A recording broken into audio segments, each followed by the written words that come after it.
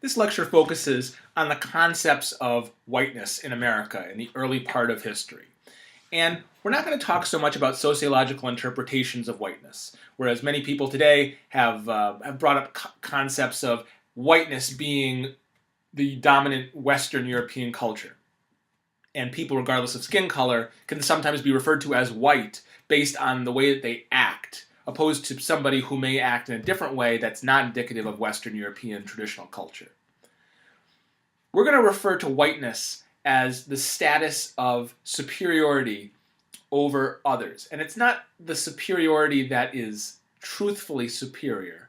It's the belief that oneself is greater than somebody else. And that's the negative connotation behind whiteness. And that's what we're going to look at with early American history. So if we think about the original settlers in the United States, to the North American continent, the French, the Dutch, and the English, they all came to this country. They were all white. You know, we had indentured servants and slaves that were black, but the settlers and the dominant culture was a white culture. Now, once the British came and they established domination over the French and the Dutch, we started having others come. We had the Scottish come, part of the British colonies. We had the Irish as workers come. And we also had the Scots-Irish. Now, the Irish and the Scots-Irish to the British were a lesser person. They looked at them as being inferior to the white British citizen. So even back in England, there was this idea of superiority based on if you were English, that was the most superior. Then came Scottish, then Irish, and then Scots-Irish. And you saw the video, hopefully, about the Scots-Irish as being a people who were moved around a lot, from Scotland to Ireland to take over land, to push out the Catholics, and then eventually they had no place of their own because the Irish didn't want them and the Scots didn't want them. They didn't really associate with either culture, so coming to America, they continued to be this outside group. And then eventually, you had other groups like the Germans who would come, who would be welcomed actually in Pennsylvania. And then you had the Quebecois, the French who were left behind during the Great Wars between the French and the English in northern New Hampshire, Maine, modern-day Maine, and modern-day Vermont. And those Quebecois would be what we call today the French Canadians, who would populate throughout the north.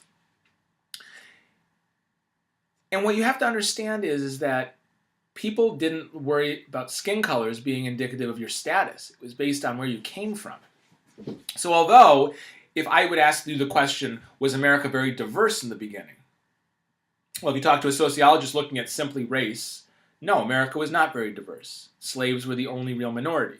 I mean, you had Native Americans who were somewhat killed, died of disease, or pushed into the periphery.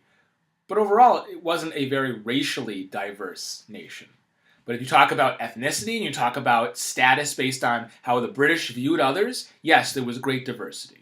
And there was haves and there was have-nots. There was people that were looked at as being the ones in power and ones that couldn't have power.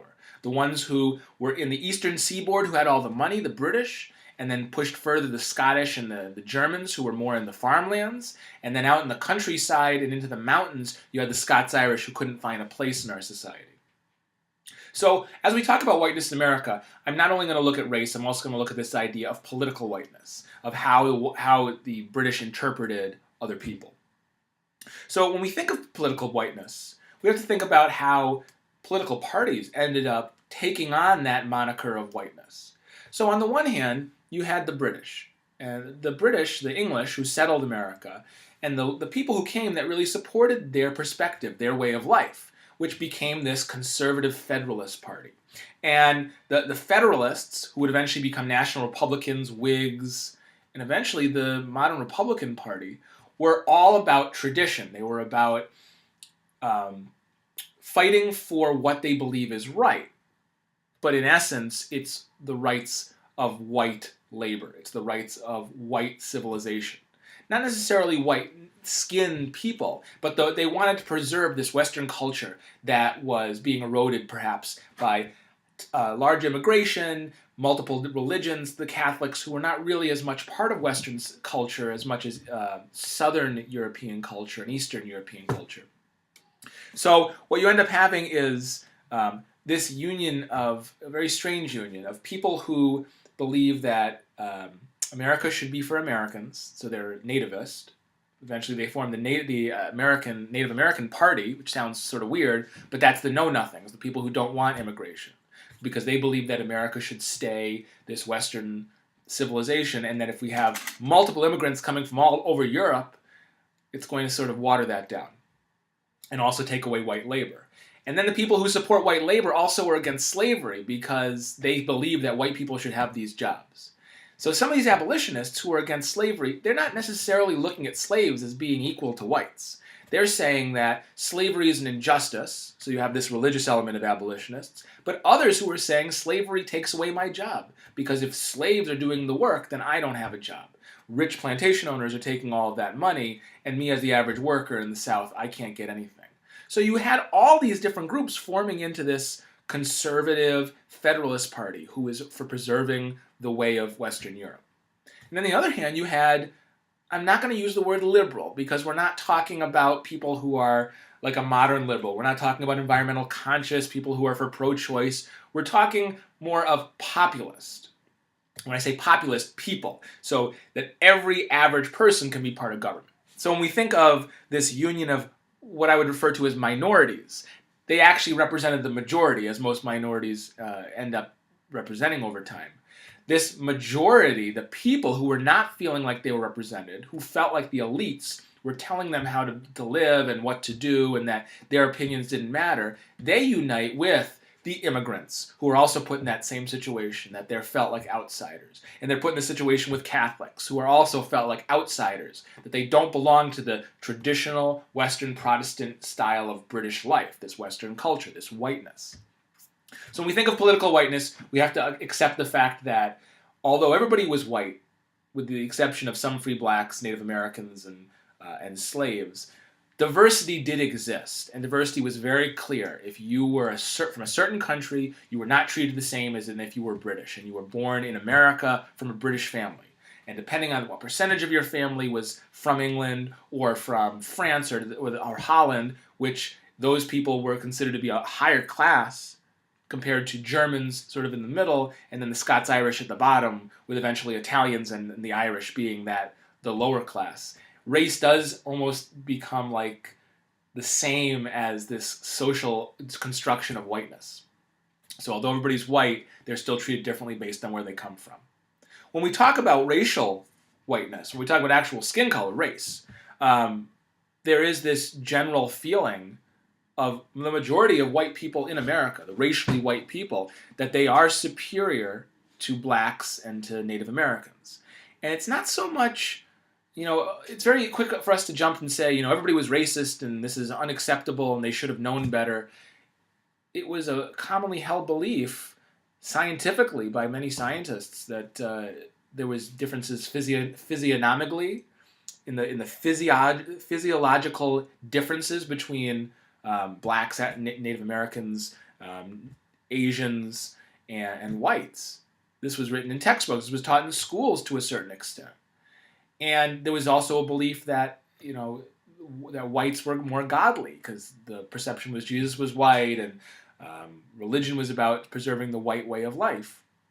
And that these Africans were coming from savage civilizations that didn't have Christianity. And we had to Christianize them in order to make them more pure so they could go to heaven. So there was always this inherent backlash that, the fight against slavery and the fight for blacks to have more rights was not necessarily about equality.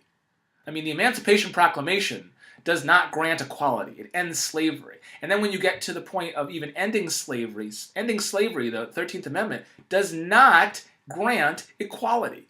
You will not get equality. Even the Civil Rights Amendment, the Civil Rights Movement, which is going to try to grant equality through ending poll tax and creating voting rights, and it's still not going to grant pure equality. There still is not going to be an overwhelming push until more of the modern era for equality amongst races. So when we think of diversity throughout the course of the beginning of American history up and through the Civil War, we can't always just assume because people fought against slavery that they believed that African Americans should be equal to whites. And then the third level is not all African Americans, much like today, as in any racial group, can be classified in the same category. You had upper class African American families, many living in Boston specifically, who identified with white culture.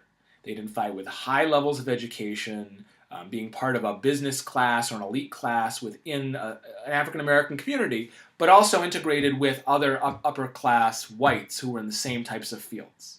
Now, this was not a large percentage, but it was the idea that if African Americans assimilated to more of a white culture or more of a Western European culture, they would be more accepted into American society. Whereas you had middle class free blacks who had never been slaves, who may have not assimilated into white culture, and they have had more in common with immigrants. And then you had a slave class, which once they're freed, have to make the decision whether to assimilate into the white culture in order to try to improve their lives and form connections to make jobs and settle down their roots, or do they continue their slave culture? This is why you have so many different subgroups of African American pockets throughout America. Even to this day, when we think of racial groups, we have to always think about not all racial groups have the same characteristics. Not all whites are created equal. Not all blacks are created equal. Native Americans share different beliefs depending on where they come from. You share a different belief depending on what religion you have. So diversity becomes a huge theme of this chapter and of this unit, because although we're not looking really at a whole range of racial differences, we always have to remember that within groups, you're always going to have subdivisions. You're always going to have people who believe they're superior and people who believe they're inferior. And we can fight about it, but you can't necessarily change the way people think. You can legislate civil rights, but you can't change mindsets very easily.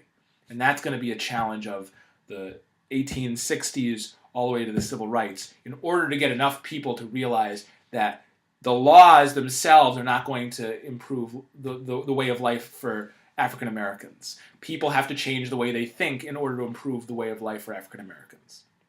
So the Civil War did not end with the end of the issue of slavery. Slavery continued. There's several books written about this same topic, through Reconstruction, through the unequal treatment, and in many ways, we still don't have a perfect world in which people can see equality amongst races, religions, but it all goes back to this early part of American history. So don't let anybody tell you that America was not a diverse nation, because diversity exists in almost every circumstance. It's just a matter of how we define it.